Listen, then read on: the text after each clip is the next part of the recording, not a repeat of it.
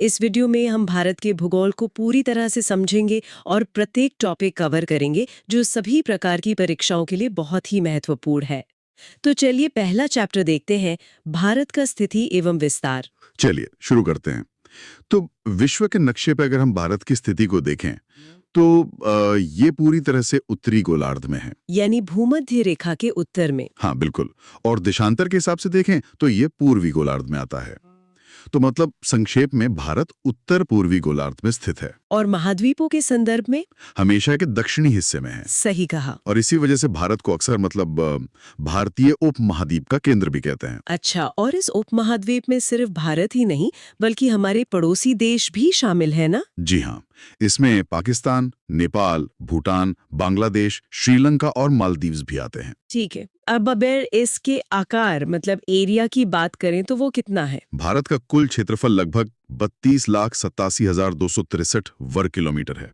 ये सुनने में तो बहुत बड़ा लगता है भी, लेकिन अगर दुनिया के कुल जमीनी हिस्से से तुलना करें तो ये सिर्फ 2.4% है। सिर्फ 2.4% जमीन, लेकिन इस पर दुनिया की इतनी बड़ी आबादी रहती है। वैसे क्षेत्रफल के हिसाब से हम दुनिया में कौन से नंबर पर आते हैं?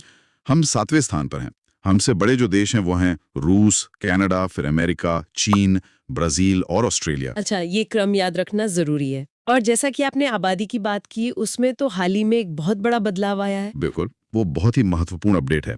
दशकों से हम सुनते आए हैं कि भारत दुनिया का दूसरा सबसे आबादी वाला देश है, चीन के बाद। हाँ, 2011 की जनगणना के अनुसार विश्व की लगभग 17.5% आबादी भारत में रहती थी। सही, लेकिन अप्रैल 2023 में संयुक्त राष्ट्र की एक रिपोर्ट आई, UNFPA की state of world population report. और इस रिपोर्ट ने क्या कहा? उस रिपोर्ट के अनुसार ये अनुमान लगाया गया है कि भारत की आबादी चीन से आगे निकल गई है। तो अब अंतर्राष्ट्रीय अनुमानों के अनुसार भारत दुनिया का सबसे ज्यादा आबादी वाला देश बन चुका है। जी हाँ, ये एक ऐतिहासिक बदलाव है। मतलब 2.4% जमीन पर दुनिया की सबसे बड़ी आबादी।